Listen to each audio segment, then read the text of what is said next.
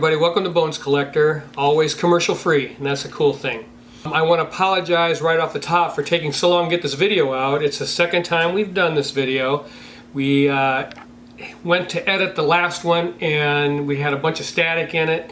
We didn't know the cause and we kind of tracked it down to our external microphone cord. So we sent away for one of those and I didn't want to wait for it to get here, so I thought I'd go ahead and try and just do this with the microphone that's on the camera, and we hope it turns out well. So this is part of our Top 100 series and it's games 61 through 70, so I'm very excited about it because there's some great games in this video, and let's get started and go at it right now. So game number 70 is Lotus. I love Lotus. It's a game by Jordan and Mandy and published by Renegade Games, and I played Lotus, Laura and I played Lotus at a convention and I really enjoyed it, my play of that.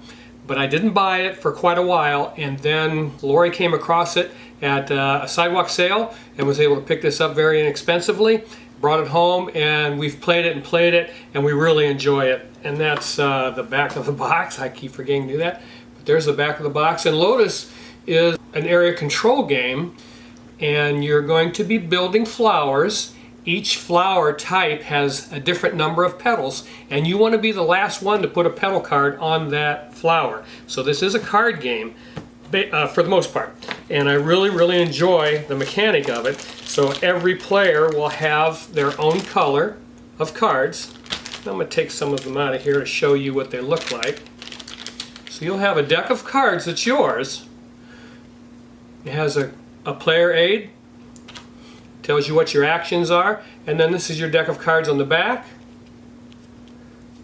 in your color, and this is what they look like on the front. It's just a picture of a petal. So you're trying to build a whole flower, and you can see on that card it has an icon with a number on it, and those icons that you see in those little squares, that is the area control part. Whoever has the most of those icons on that particular flower is going to have control and get the most points for it. So that is part of what you're doing, and I really enjoy that, building those flowers, because they're beautiful and it's a lot of fun, and you are trying to strategize on how to be the last one to play those last petals on the flower so that you can take those cards, because you get a point for each card you collect. So it's kind of a set collection thing. And then also you get bonus points for having control. So you want to put your markers on there, which are these little things. There's the yellow player has butterflies, and the red player has beetles or something like that, and the blue player uses dragonflies, and the green player has caterpillars, I think it is. And then you have an Elder Guardian also in gray, and that he counts for 2. So that's pretty cool. And then as you're going along, you can also acquire these special power tokens. This one says you can hold 5 cards in your hand. This one says you can play 3+ petal cards. Now when the game begins you can only play 2, but when you earn this token and put that in your play area, you can play more than the 2 anyway. You can play 3+ cards when you take your turn, and that's really important because a lot of times you'll have the cards to complete a flower and you only can play 2, but if you've got that token you can play 3, and that really helps out when you're trying to get those flowers completed and get them over in your scoring area. Then this is the wild card deck. Besides playing those cards out of your hand, you'll have an extra deck of cards up at the top, and 3 or 4 of them will be showing, and you can take one from there and add it to your hand if you can see that you can play that card and complete a flower, but there are no icons on it. So you're not going to get any area control for playing these wild cards, but it will complete the flower for you. And then these are point tokens that you earn, and that's it, folks. That's all there is really to Lotus. But it's a very fun, quick, beautiful game on the table. I really enjoy it, and the cover of this game is gorgeous. It's one of my favorite board game covers that I have, and I really enjoy the art in this game. It's a very simple game to play, but again, there's enough strategy here that it makes the game a lot of fun, and that's called Lotus, and I enjoy it. I hope you guys try this game out. I really love playing it. Let me show you that board game box again in the front. That is so beautiful, so pretty. And I put the lid on upside down, so I'm going to flip the box and show you give you another shot of what one of those flowers looks like when you complete it. You just gather up all those cards. Whoever has the most guardians on there or the area control gets a bonus, but the last one to complete the flower, put the last cards down that flower, takes the cards, and you get a point for every one of those. So that is a lot of fun and a lot of challenge to be the winner in that game. Okay, so game number 69, I've talked about before. I think I did a separate video for this game, Bamuntu by Tim Blank. And this is a set collection game, straight up. And you have a lot of tiles that you'll be playing on the board.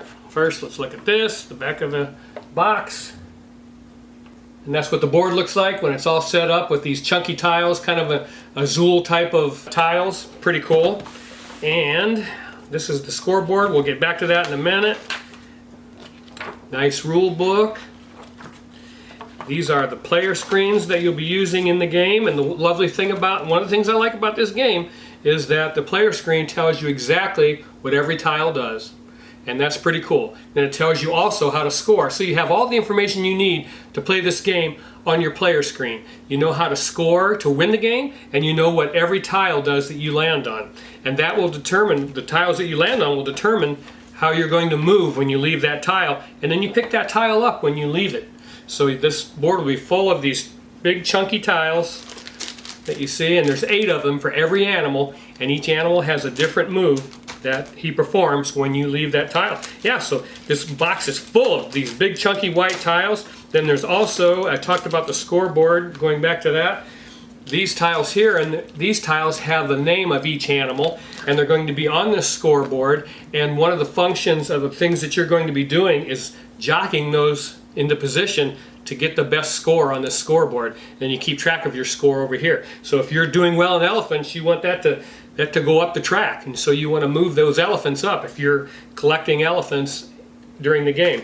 And then we also have bananas that you collect that help you take extra moves, because you'll need to be able to do that. And then I always forget what these guys are called. Let's see. Just says I got player tokens on the I don't know if it's a zookeeper or what you are, but that's your token that you're going to be during the game. And that's all there is to Bamuntu. It's a fast, easy game, but there's plenty of strategy in it when you're trying to get to certain tiles on the board and trying to score as many points as you can to be the winner in this crazy game called Bamuntu. It was one of my top games of 2019, I believe, so it hasn't been around that long. This was also in my top 10 abstract strategy games, and I did a singular video about this game. If you wish to check those out, please do. It's a wonderful, fun time set collection game called Bamuntu. That's number 69. All right, number 68 is a Uwe Rosenberg game, and I think it's the first Uwe game that I've talked about in this list, which is kind of weird. This game is called Cottage Garden, and it's the first in a series of Polynomino games that came out a few years ago. I played all 3 of them. I had all 3 of them for a while, and I like this one the best out of the 3. I like it because it's more fun, I think. It's prettier, and the scoring mechanism in it keeps it more interesting, I think. And the back of the box looks like that. And that's one of the garden tiles that you'll be building your garden on, laying down your flower tiles. And that's the scoring board that I talked about. It's kind of cool. Yeah, Cottage Garden, Uwe Rosenberg, one of the best designers in the game, no pun intended. And that's my cheater notes. The rule book is very good, teaches you how to play the game. I just recently read this rule book, and it's very good, so you'll be able to play the game from the rule book. Get a big bag of flower tiles. One of the coolest little tokens in board gaming, a little wheelbarrow that goes around the board. You populate the outside of the main board with these Polynomino tiles, and that wheelbarrow moves around, and as you take those and replenish the market board, that wheelbarrow just follows that trail around the board. So that's pretty cool. Plus we put all the flower pots in them that you're going to be selecting also on your turn. So you do that, and then these are the scoring mechanism tiles that you'll be using. 2 of your flower beds will go down here. You'll build those and score on this board. You have 6 scoring cubes that you're going to use on this scoreboard, and you have to choose where and when you want to move those. And the object is to get up here to the 20, and that can be tricky sometimes, and there's some strategy to doing that. So that's why I like this game a little better than the other two, was this scoring mechanism. I really like that. And then this is the main market board, where you lay the tiles down here, and then you have a green die, a big wooden green die. Let me show you that real quick. And that's the gardener. And he's going to move around this board so you'll be able to keep track of where you're at. So when he's there, the selection will be made from this row. When he gets over here, it'll be made from this row, or excuse me, this column and these rows as it moves around the board. And then you take 6 turns, I believe, complete revolutions around the board, so you have plenty of time to build your garden and fill those up. Now once you fill those flower gardens up, that's when you score them. And when it's full, you score them and you count the flower pots and the cloches. That's a tough word for me. The cloches, in order to do your scoreboard. The cloche will move the blue marker on your scoreboard. The flower pots will move the orange marker. So yeah, that's pretty cool. And there's some extra flower pots that you get. Cats, you get some cat tiles. You get to use cats to fill in those little 1 spaces that come into play during these types of games. And then a whole bag full of flower gardens that you use. Then you get a parasol, so that you can put that on the market board when you're making your tile selection, just to keep your place in case you take that tile and you try to fit it in your flower garden and it doesn't work. You know where you got that tile from, so that comes in real handy. So you get one of those. You get a couple of beehive tokens, because the first person to get a marker on 20 gets a beehive. There's a double beehive and a single beehive, and they're bonus points at the end of the game. And then your wooden markers for your scoreboard also. So that is Cottage Garden, and it's a lot of fun. Again, I liked it better than the other two. It was Indian Summer, I think, was one, and the other one was Spring Meadow. So both of those games I thought were just lacking that fun factor that I like in board games. This one was a little more fun because of, again, I love the scoring mechanism used by these L-shaped tiles, and then the little wheelbarrow that travels around the outside of the board. It's just more fun, more thematic when you're doing things like that, and I really, really enjoy that. And that is Cottage Garden by Uwe Rosenberg, and it's a lovely game, folks. Check it out. Number 67 on this top 100 is Potion Explosion. This is the second edition, a game by Lorenzo Silva, Andrea Crespi, and Stefano Castelli. And I give them all a shout out. It's by Come On Games, or however you say it. And Potion Explosion is another game. Again, I talk about going to conventions. Of course, you can't do it now because of COVID, but we would always go to conventions and play games that we were curious about, that we didn't want to go out and spend the money without playing the game. And that's really a fantastic way to build your board game library, is to first play the game and then buy it. So we played this at a convention, and it's a light game. Not a lot of hard thinking going on in this game, but it has enough going on to keep you interested and to make the game fun. And you can see what I mean. So let's show the back of the box, because I like doing that. There we go. It's hard to remember. Let's see what we got on the back here. These are a picture of some of the potions that you'll be completing.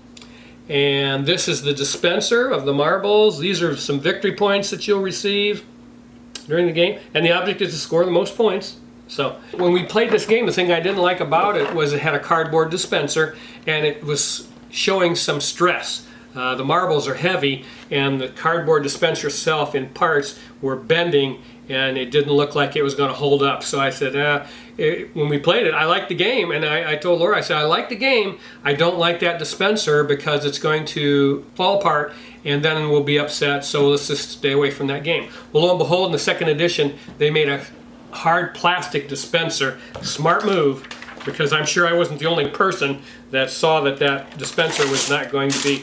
There's your big bag of different colored energy marbles, potion marbles, and there's a dispenser. And the marbles just go in here on the top, you put them in here, and they roll out here in these rows. And the idea in Potion Explosion is to make an explosion. When you're finishing your potions or mixing those potions, you're going to take marbles from this dispenser, and if you can take those marbles in such a way that the two marbles that clack together in the dispenser are the same color, you also get those marbles. And then when you take those marbles, two more marbles are going to clack together. If they're the same color, you get those. So you can end up getting a lot of marbles if you use your marbles when you're making your selection.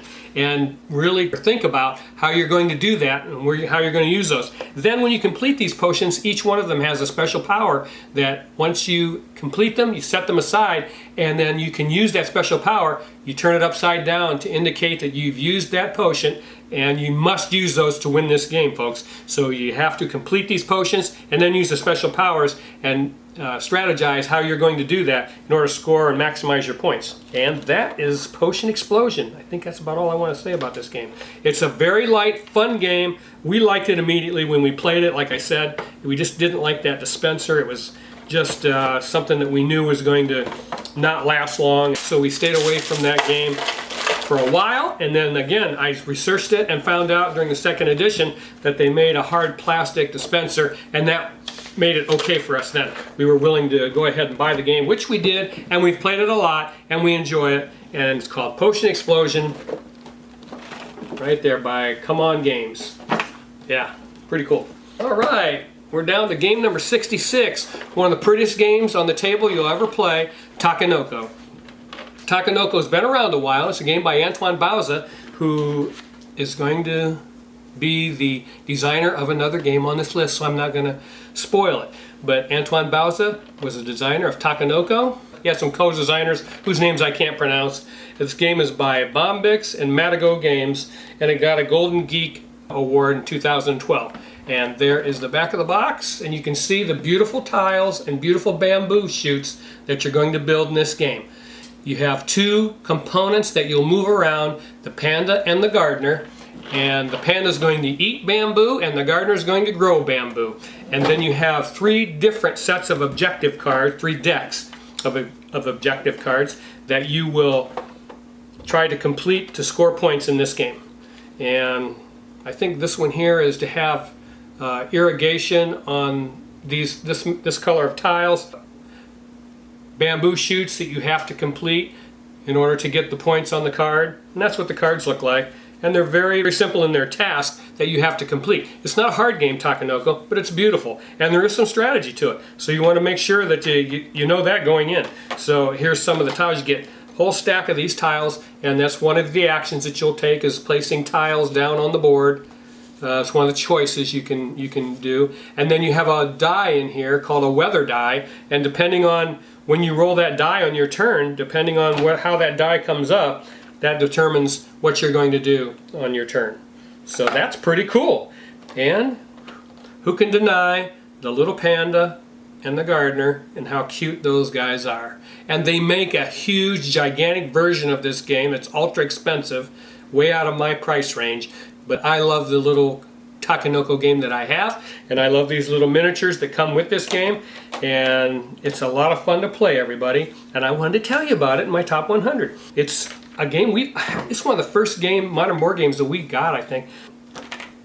We really, really loved it from the first time we played it, and I don't think I'll ever get rid of it. It's that perfect level of complexity and enough to have fun. And let me show you the back of the box again and how beautiful that game looks when you're playing it. It's just a lot of fun to play. Takenoko. Go get it. You won't be sorry. All right, game number 65 is a game called Selenia by Sébastien Dujardin. And if you're familiar with board gaming, Sébastien Dujardin was a co-designer on a game that I love called Trois. And Selenia is a piece of a game that came out last year, I believe, called Black Angel. And in Black Angel, you have a little Selenia game going on. Well, I like Selenia the way it is. And that's what it looks like right there. And you can see that board with the yellow airship on it. And that board is a modular board, and it moves. And I really, really enjoy that, and that's why I really like this game. The art is by Vincent Dutrait, who is one of the best artists in board gaming that there is. So that's pretty cool too. What do we got here? You got a nice appendix paper that kind of summarizes some things for you to help you play this game. And this is the rule book. And that's it. So not a lot, it's not anything really complex, but it's a lot of fun. And these are the modular board pieces, what they look like. And as they move, you will, when the one falls off the bottom, see it's daylight? When it falls off the bottom, you turn it, you take that off the bottom and you flip it over and put it on the top so that you have that day-night thing going on. Because in this game, the planet is standing still and there's no rotation. So half the planet's in daylight and half the planet's in night. So they have to help each other out and transport resources from one hemisphere to the other in order to help each other out. So that's what you're doing. And one of the other cool things about this game, there's a lot of cool things about this game, I guess. But let's see, that's the airship, and that's pretty cool. Yeah, so that'll move on the board, and you can play. You have to place, when you place your cards, and I'll show you, these are the cards that you use. You have 16 of them. When you've played all 16, the game's over. So you know when the game's going to end. You're going to look at your deck of cards, and you're going to get down towards the end and say, yeah, this game's almost over. I have to do this, this, and this in order to get as many points as I possibly can. So the cards have a hole in them. Your whole deck has a hole in it, and that's in order that you might see what the resource is on the board where you lay that card. For instance, right there is a wheat resource. So if you need wheat to complete a contract tile, you need to lay this card on top of it so that you can get a wheat, and you would lay like a 1 value card on it. That would get you 1 wheat. And then at the bottom of each card in your deck of cards is also a bonus that you get when that card drops off the bottom of the board. So that if you're looking on the bottom of the board and you have 2 cards on there and one of them is going to get you a wheat resource, then you don't want to waste a card trying to get a wheat resource. You're going to get one anyways. So you have to plan for those pieces as they fall off the bottom, because if you have cards on here, you're going to, all those cards, that the bonus that's on the bottom of them, all those cards, you get to receive that bonus. So however many cards you have on that piece that falls off the board. So you're constantly, as that board is rotating, you're constantly thinking about those cards and where you're going to place them. I mean, you have to be efficient in this game. That's the beauty of this game. You have to be efficient in the way you place these cards, and that's a lot of fun. And then also, as you're completing these contracts, there's day and night contracts, these little tiles. And they have different requirements. This takes 2 water and a wheat to complete and you get 4 points.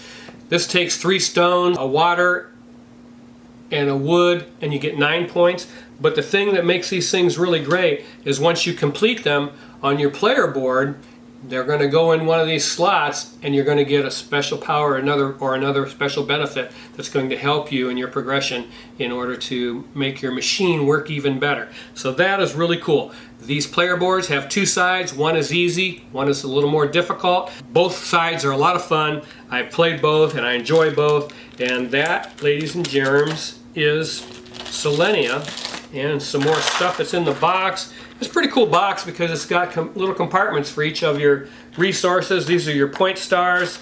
There's wood, wheat, stone, and water. And hopefully that'll show up in the camera. And these are contracts. And when you flip the board over and do the harder side, these are special bonus tiles that go on your board, and you can start the game off with some kind of special power. So that's pretty cool. And then each player, like I said, gets a deck of cards. So I love Selenia. I haven't gotten bored with this game at all. It takes a while to learn how to play this game well because, again, you have to plan, and being efficient in this game is the trick. You have to plan for those cards dropping off the bottom of the board so you don't waste your cards doing things where, and this is going to happen to you when you play this game. You're going to go, oh, rats, I shouldn't have done that because I'm getting it anyway when that board drops off the bottom. I should have been thinking about that. So yeah, that's the way Selenia is played. I really, really love it, you guys, and that's why it's in my top 100. It's overlooked. It's an overlooked game, and I don't know why. It's by a great designer, and this game is fantastic. Selenia. Okay, game number 64. And I told you Antoine Bauza's name would be mentioned again, and it is. And he designed 7 Wonders.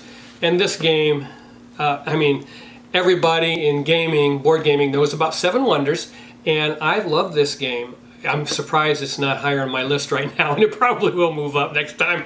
But let's see, it won the Kennerspiel de Jahres in 2011, as it says on the back, and that's the back of the box.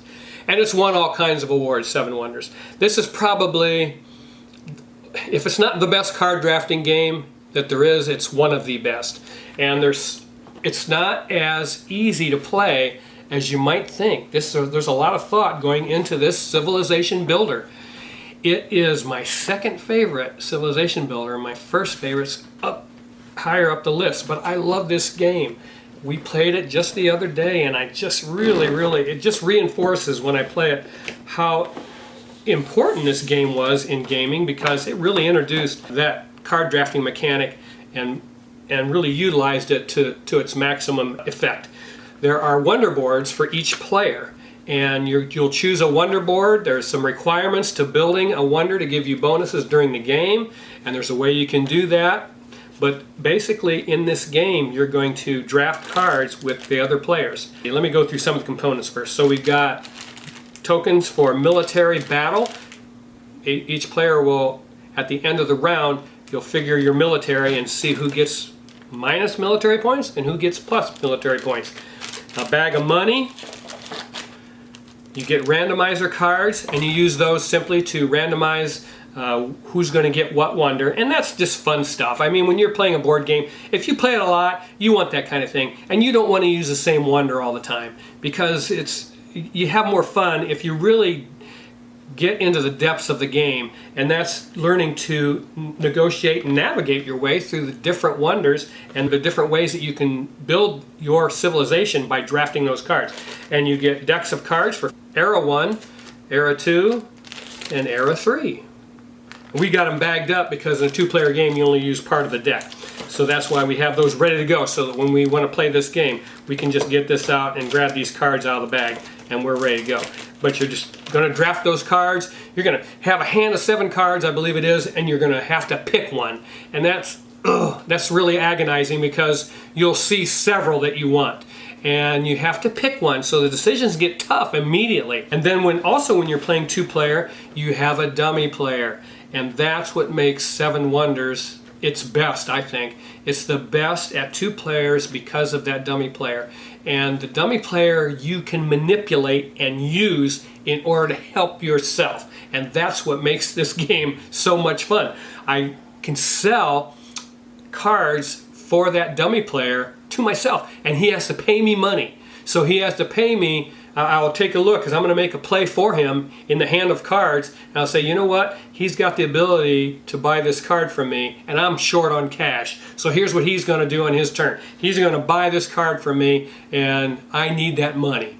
So now I've got $4, and he's minus $4, and then the next turn, the other player will play for the dummy player. I think it's called the free city card. Whoever has a free city card, you're going to play for the dummy player and make decisions for the dummy player. And you make those decisions to help yourself naturally. And that gives this another level of complexity, because not only are you thinking about how you want to build your civilization, you're thinking about how he can help you do that. So many times the other player will foil your plans for the dummy player by doing something that you don't want the dummy player to do. So it's just a great addition to the game, is the 2-player variant. And I don't know if I would say that it would ever be better with more players, because that 2-player variant where you're using the dummy player to help yourself, that's magic, man. I really enjoy that. And that's Seven Wonders by Antoine Bauza. It has an anniversary edition out. The anniversary edition plays 3 to 7. This plays 2 to 7. I don't know really if the 3 to 7 box, I don't think it has any directions or anything for 2-player variant. So if you're searching this game out and you are intending to play it at 2-player, please search out this box. It says 2 to 7 on the box, because there's lots of Seven Wonders editions that are 3 to 7, and if you're planning on playing for 2, you'll be out in the cold. And I guess you could get on Board Game Geek and download the variant rules and stuff if you have the 3 to 7 box already.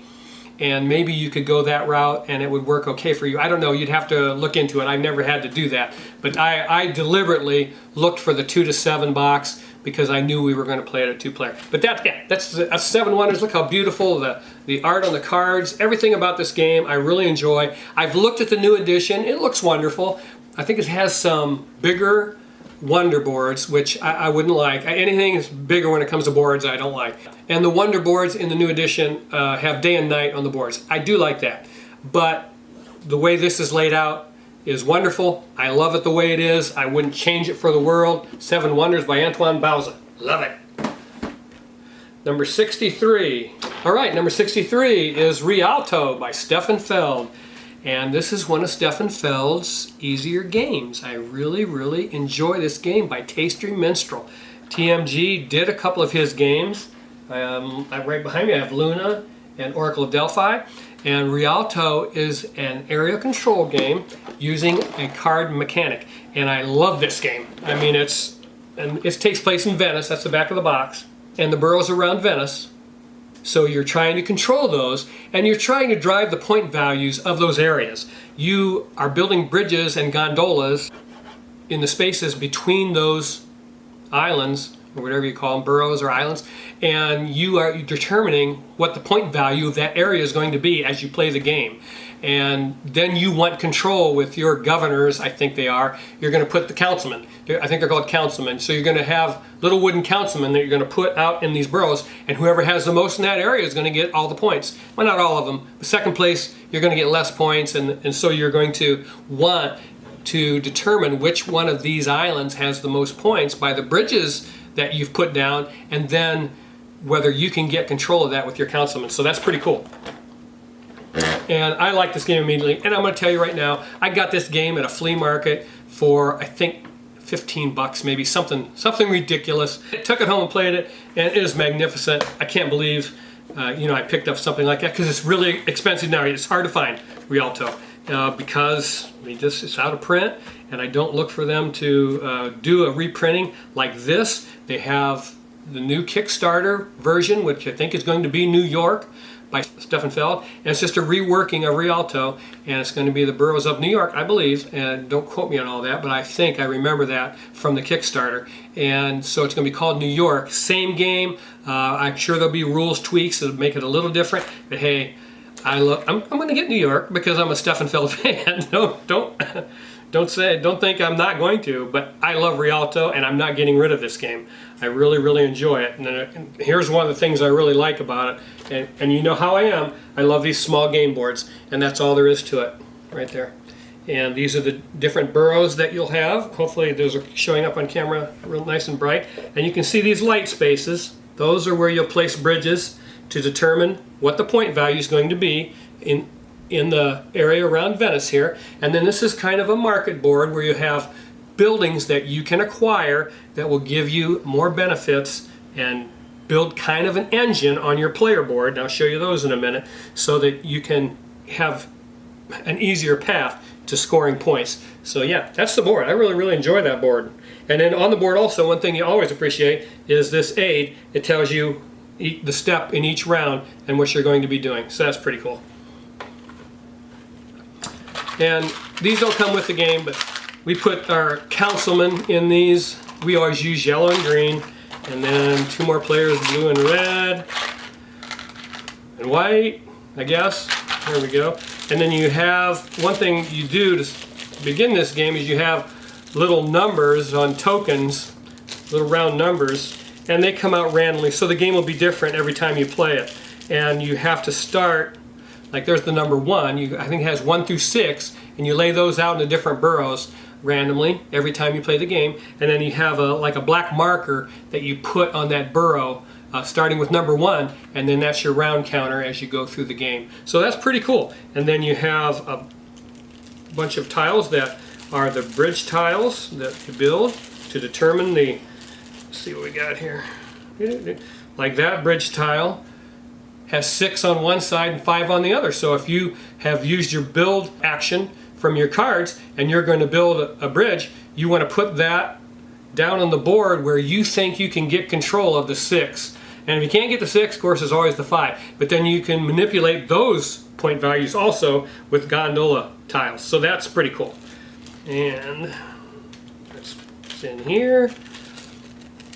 And then these are the buildings that you will use: yellow buildings, green buildings, blue buildings.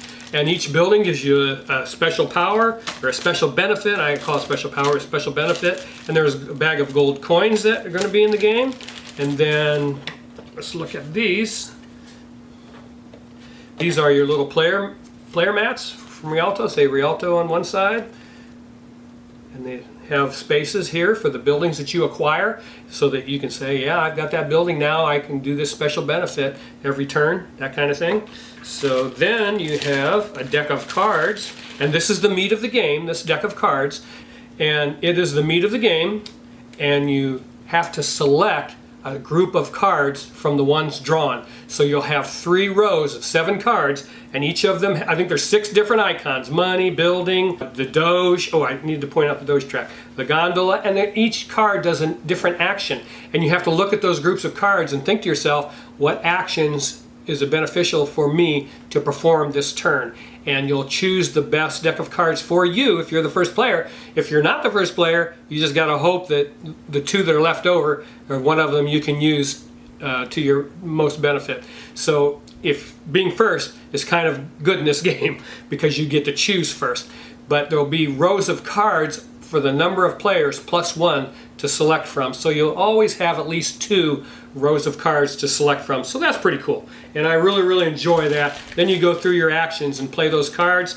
Whoever has the majority of the action being taken will get a bonus. So that's pretty cool. And I wanted to show you, I forgot to show you on the board, but that track at the top is called the Doge track. That's one of the actions that you will take in order to move your marker on the Doge track right here. And that will be a tiebreaker when you're talking about majorities and stuff. So that's pretty cool. That is Rialto, and I love this game. Every time I play it, I just reinforces the fact that I believe Stefan Feld is the best board game designer ever. I'm not saying he designed the best board game, but his board games consistently are amazing. Consistently. And that's incredible and hard to do. And he just had a recent Kickstarter, and that was successful, and I hope it does well. But yeah, that's Rialto, and that is Stefan Feld's, one of his easiest game, I think, but we love it. Okay. All right, number 62 is a game called Viceroy. Viceroy is a game designed by Yuri Zurilev, and it's called Build Your Own Pyramid of Power. It says so right there. And it was by Mayfair Games, and there's the back of the box. And as you can see, one of the things I love about this game is that artwork. On the cards is magnificent, and on the box is magnificent, and I really, really enjoy this game. That's one of the great aspects of it. Now, if you can see these cards, you're trying to build a pyramid of cards, and that's exactly what it looks like as you're trying to do that. You're trying to make this gem be the same color. That's one of the things you want to do in order to get bonus points at the end of the game. And you're trying to determine which level you want to play that card on, because as you can see, there's different benefits on the card for which level you play it. And that is part of the strategy and a lot of fun to try to put your mind through those paces. So I said Mayfair, Mayday Games, I'm sorry. This is the rule book. The rule book's very good. Again, I've read it recently, and it tells you exactly how to play the game. I like good rule books. Now in here, I have a player mat, and this comes in really handy and makes the game more fun, I think. It did not come with a game. We got this, I don't know if we got off Kickstarter or we contacted Mayday or Hobby World, but you might still be able to get this. But here's what I wanted to say about this mat, is it fits in the box, and that's important to me. It drives me nuts when player mats available for board games aren't designed to fit in the box. I don't know. Because then you gotta have something else you have to store. This rolls up real nice and fits in the box, and I really, really love using it. And you know, the game is still good without it if you don't have the play mat, but I really enjoy having the play mat and the fact that it fits in the box. So, okay, there's the character card deck, and you know that this game is here to stay because I sleeved all these cards. But that's what the cards look like, some of them. Hopefully you can kind of see those. And maybe we'll post a couple of cards on the screen when Lori does the editing. But you get a whole deck of cards like that, and again, they have different levels on the card, and it shows you whatever level you happen to play that on, that's the bonus you're going to get on the card. Then you have a bunch of gems that'll be gem tokens that'll be used in the game, and you have some tokens, some magic and science tokens, and you get points for those. Military tokens and defense tokens. Those are pretty cool, because once somebody uses a military token, they can take points away from you if you don't put some kind of defense tokens out on your cards. So that's kind of important too. Then you got bonus tokens that you can put out on the cards, and these are your victory point tokens. You get player screens with, again, some more amazing art, and it tells you on the back how to play. So that's pretty cool.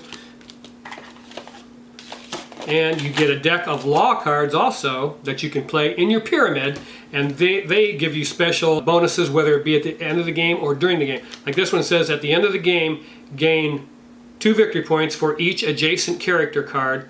Up to 6 cards can be adjacent to a single card. So you get a whole deck of these, and those you can acquire and place in your pyramid. But you have to decide whether that's more beneficial to you than a character card or less beneficial. Most of the time, these law cards are pretty nice. So that is Viceroy. You build a pyramid of cards, you score that pyramid for the way you've built it, and whoever has the most points wins the game. And I love this game, and again, I've had this game for quite a while, and I don't see it going anywhere, because every time I play it, it just reinforces the fact that I'm in love with it. So that's Viceroy. That was number 62. Yeah, number 62. Last game of the video, number 61, Grand Austria Hotel, designed by Simone Luciani and Virginio Gigli. And they are a very good board game designing team. And I've said it before in videos, I know you guys have been watching my videos, that if you find a designer that's good, generally it's worth checking out their new game. And that's one good way, one good path for you to build your board gaming library. And that is the back of the box for Grand Austria Hotel. And this is Mayfair Games, published by Mayfair Games. 2 to 4 players, 90 minutes, 12 and up. And let's see what we got back here. Yeah, that's a pretty good picture of the game as you're playing it. I'm pretty happy with that. And okay, let's take a look in the box. The cows are out. All right. There's a bunch of don't use with 2 player tokens. But let's see what we got here. These are guest cards that you use, and the object of the game is to put as many guests into your hotel as you can, and because you score points by doing that. And each card has in the upper left-hand corner there has a resource requirement in order to satisfy that guest, so that you can move them up into your hotel that you have to prepare also. So that's another part of the game strategy. Then the requirements here, I think there's 4 kinds of resources: wine, cake, strudel, and coffee. So those are the resource requirements, just different color cubes. You can trick this game out. They make actual tokens that you can buy for this game, for the coffee and the wine and so forth, but it costs as much as the board game, so I don't bother. But those are the guest cards. And then there's some our tokens. Little square cubes is all they are that you use for the resources. Politics cards. Politics cards, you draw 3 of them. You get quite a few. 1, 2, 3, 4, I don't know, quite a few. You get a whole deck of politics cards. As you can see, they have point totals. The first player to complete it gets 15 points, second player 10 points, and 5 points for third player, and so forth. But you'll use 3 of these a game, so that changes the game every time you play it, because the goal requirements are different on all those cards. So that's pretty cool. Then you have a bunch of tiles, room tiles they're called, and they will go on your player board. You have room tiles in different colors, and you have to match them to the guests. So if you have a yellow guest, he has to go in a yellow room. You have a blue guest that you've completed and satisfied the requirement of. If you want to place him in your hotel, you have to have a blue room ready. If you have a red guest that you've completed, you want to place it in a red room. That's part of how you play this game. Then you have a bag of dice. I'll talk about that in a minute. You have staff cards. Staff cards are cards that you can acquire that will give you a benefit. That's +1 cake. and they have a cost requirement on them. You have special, gives you a special benefit or something during or after the game, and this one is for all the yellow rooms that you put guests in. You get 3 points, and 3 extra points, and that's pretty cool. So yeah, a whole bunch of these. So you can acquire these, there's a whole mess of them, and they have special benefits that you can use during the game that help you score more points, which is the object. And then also we have a track on this board, and I'll show you the board real quick, called the Emperor track. And this is the main board. Your guests go here that you're going to acquire, and they have a different cost. 3, 2, 1, and 0, and as those zeros are acquired, these will slide down. So if you want one that costs $3 and you don't have $3, you're going to have to wait until it slides down to where you can afford it if it's something you really, really want. And then this is where your politic cards go. Those are the ones with special requirements so that you can score bonus points during the game. And this is the Emperor track. You have a token and you're trying to move up to a certain point total so that you don't get hit with the Emperor tiles that are really, really painful sometimes. You get a bunch of them. You only use 3 of them each game, and you can see you get hit in 3 different rounds, round 3, 5, and 7. And if you don't have the right point total in the Emperor track, you're going to get hit with that. But if you do, you get a bonus. So that's pretty cool. And I'll show you a couple of those here in a minute. Is that all I'm going to show you on this board? Yeah, it's a pretty board though. I really, really enjoy it. The point track is along the outside, and this is what the Emperor tiles look like for you guys out there. Just to show you some of those. And there's different levels. You'll choose one from A, one from B, and one from C. So the C ones, I believe, are the hardest, the harshest. And so you really have to decide during the game, you know, maybe I want to complete this guest card and get him in a hotel room. I'm just going to take the punishment in round 3, the first round. It's not that bad. It's either minus points or whatever it happens to be. And those are decisions you have to make during the game. Then one of the cool things about this game also is this board. And you're going to be rolling dice, and the dice will go in each column depending on the numerical value, and then you take that action times the number of dice in that column. So that's pretty cool, and there's a lot to think about when you do that. Then you also have your player board, or your hotel.